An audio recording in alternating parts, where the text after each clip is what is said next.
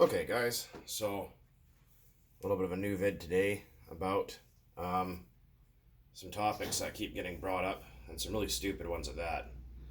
So first one I'm going to go on about, there's going to be two parts to this. Well, it's all going to be the same video, but it's going to be about putting your fuel in the freezer and fuel coolers and whatnot. So I keep getting questions about answers and all sorts of stuff about fuel coolers and exhaust coolers and how they make your engine run for 20 more minutes than it did before. Well, I'm here to crush your feelings and crush your hopes on that, because it's bullshit.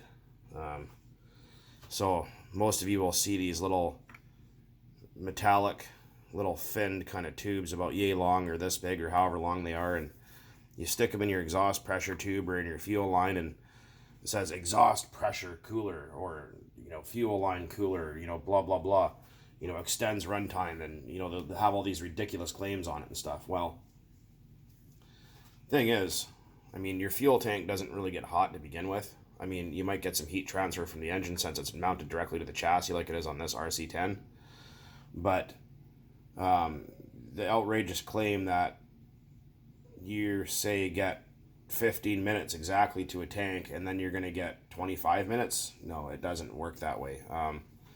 I did do testing on this. I'm pretty sure I made a video about it a couple years ago with this truck here, or my other one that looks the same as this, with an exhaust cooler, the biggest one I can find, actually two of them, and two fuel line coolers. Let my engine warm up and then did passes back to back to back with and without them, and noticed zero difference. It's just something to take your money.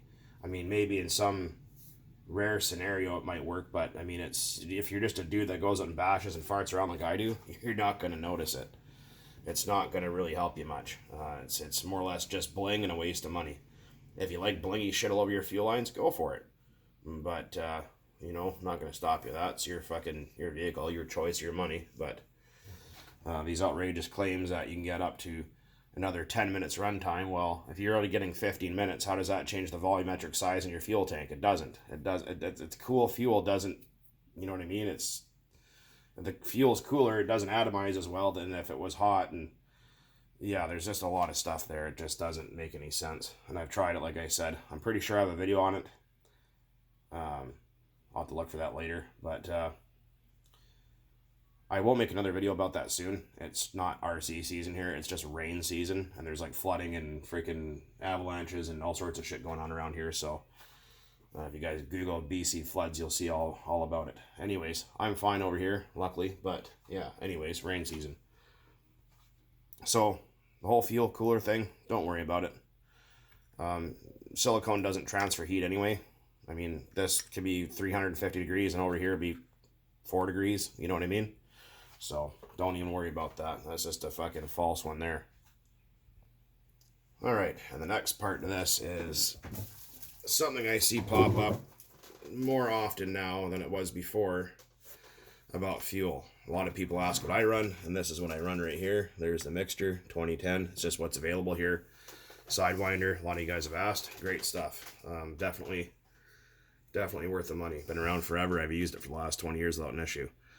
But that's besides the point here. So there's this devoted group of people, what I'd call a blight or a bane on our existence here on Earth, that have a obsessive need to tell people bullshit, especially like putting your nitro fuel, this stuff, in the freezer. Well, frozen RC fuel, well, for one, you can't freeze methanol. Well, you can if you get it like really, really cold, but they're saying that if you put your nitro fuel in the freezer, that you'll get extended run times and more performance and blah, blah, blah. Well, that was brought on by not necessarily RC. Well, it was kind of, but it was more or less in very, very hot climates, like say somewhere in Arizona or something like that, where it's like 150 degrees outside or whatever it is. And they would have their fuel sitting in an air-conditioned trailer, so the fuel's at the same temperature all the time, so it's not like expanding in the jugs and stuff. The other reason behind it, more or less, is people that did drag racing back in the day, and it's even still a little bit of a thing, I think. When you had your big block GM or Ford or Dodge or whatever it was you're running with a big supercharger on it, there's an awful lot of heat there.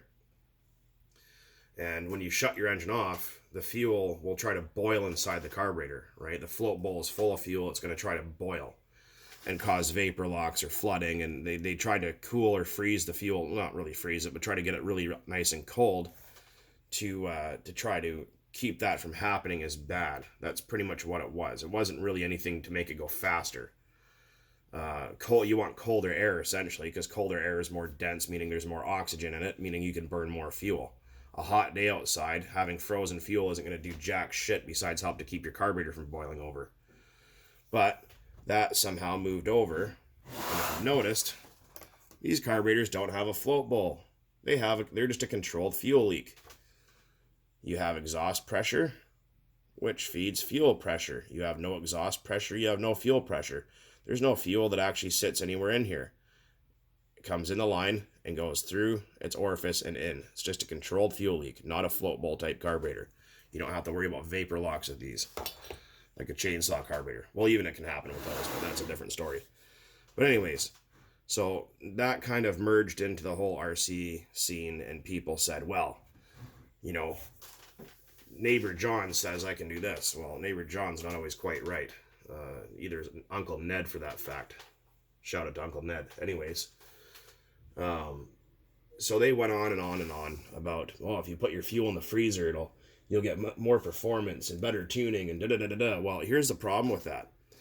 Methanol, as we know, which makes up the bulk of your RC fuel, absorbs water. So does nitromethane.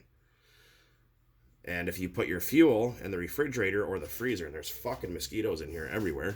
I don't know why. Anyways. So if you put your fuel in the freezer, you're going to get condensation on the inside of the jug. And the condensation can actually even move through the plastic. You want to store this in a dry area. Doesn't have to be freezing cold, but, at room temperature is absolutely fine. So what'll happen is you'll get condensation on the inside of the jug and you're going to get water contamination. Well, we all know that if you add water to oil, what's going to happen is if the percentage of water is high enough, the oil is going to start to form like globules. Like if you add cooking oil to water and you shake it up and you see those little pearls of oil floating around, it'll do the same thing. If you have really old nitro fuel that's been sitting outside for like a year or two, you'll see it. If you shake it up and you look in the sunlight, you'll see little blobs floating in the bottom. That's the oil and water. The water mixes with the methanol and the nitromethane, but it'll knock the oil out of your suspension, right? It'll make the oil sink to the bottom, which is another point here. When you freeze this, the oil that's used, I don't know what Morgan Fuels uses for oil, but whatever it is, it's good stuff. It's their own proprietary blend of spices and herbs. But what'll happen is when you freeze this, because the freezing temperatures are different, the oil, which is already thick, because you got to remember they use the methanol as a solvent to thin the oil out, you're going to make the oil more viscous, which is going to make it want to sink to the bottom. And if you didn't notice that, then you can wind up with just the dye left in the methanol and wind up with very little oil content to no oil content at all. So that's something you really don't want to do. And like I said, you can end up ruining your fuel. You can't freeze this. It will not freeze. But like I said, if you do get it cold enough, it will separate to the bottom. The oil will separate out and you'll get water contamination. You're going to ruin your fuel. And at $50 a gallon, you really don't want to do that. So like I said, there's a lot of BS out there.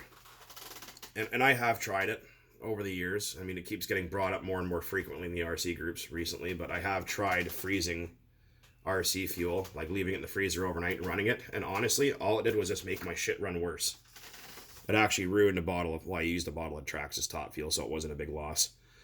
But it didn't make it run any better. It didn't have increased run times. It didn't make it run cooler. It didn't make it tune better. It didn't make the fuel last longer. It didn't do anything besides actually just have contamination. That was it. People go, oh yeah, you want to get your fuel as cold as you can get it and blah, blah, blah. I'm like, well, it's just going to make the oil more viscous. And, of course, the oil being more viscous, which it already is quite thick in here, is going to make it have harder time flowing. And when you try to freeze alcohol, it gets slower moving and it doesn't atomize as well. That's another point, is when you freeze or cool down alcohol, it doesn't want to turn into a vapor as easy. It doesn't want to, you know what I mean? Because when you have air passing through this carburetor at thousands of RPM and cubic feet per minute, well, obviously there's not thousands of cubic feet per minute that pass through here, but you get the idea. That little jet there, where you see that moving in and out, is spraying fuel in an atomized form, like a conical shaped spray in a fine mist. So you want that, you don't want it to be dribbling out of there. And if it's cold, it's not going to want to flow properly or atomize properly. It's going to really mess with things. And also when you do pass a methanol stream like that and you pass air through it, it cools by itself anyways. Just kind of like if you have a car that's running a carbureted car or a motorcycle, you feel the carburetor and it's really super cold. That's because the rushing air and the fuel mixed with the air will cause a cooling effect, like a tunnel cooling effect or whatever you call that. So, you're not gonna bend anything from it. It's not gonna help you. It's not gonna make your car faster. It's just bullshit. People did cool or have it set in like an air conditioned trailer or something like that a long time ago to try to keep their fuel jugs from swelling in extreme heat. Maybe it did do something with tuning consistency and if it's like 110, 120 degrees outside or something like that. But as far as, dudes like us that are just out there bashing, freezing your fuel, leaving it a deep freeze, surrounding it with dry ice, all that bullshit is not going to help you. It's not going to do anything besides contaminate and waste your fuel. And cause a lot of other problems. So I've been asked this question many, many times before, and I thought, well, it's time to clear the air on that bullshit, because we don't do bullshit on this channel. A lot of really great channels out there, but sadly enough, there's a lot of really, really poor information that's been put out about all that kind of stuff. Another thing is that people like to go on about is winter driving their RC cars. Well, that's absolutely fine. You can do that. And people go, oh, tune it leaner to get the temperature hotter. Don't ever do that, because what's going to happen is if you tune it leaner, you got to remember, when the air is cold, it's more dense. The air density changes. You're going to have more oxygen in the air. When there's more oxygen present, you need to burn more fuel. So if you take fuel away in an oxygen-rich environment, it's like not adding enough fuel when you hit the nitrous button, you lean your engine out and blow it up. Same shit happens with these things. If you lean them out to try and get the temperature hotter in the winter, you're going to fry plugs and you're going to bake your engine. That's all there is to it. Things are going to be stupid lean. But in the summertime, opposite, right? There's less air, you need less fuel. Just like that. A lot of people also think, oh, put a hot plug in the winter and a cold plug in the summer. Well, just run a warm plug all year round. Unless you're on-road racing, like wide open all the time, there's no need for a cold plug. Off-road engines, hot to medium plugs all year round. Leave it. You got to remember, cold plugs need leaner tuning. Hot temperatures need leaner tuning. You do that, well, it's not going to make it run colder. The plugs glow plugs don't dictate engine temperature the way people think they do.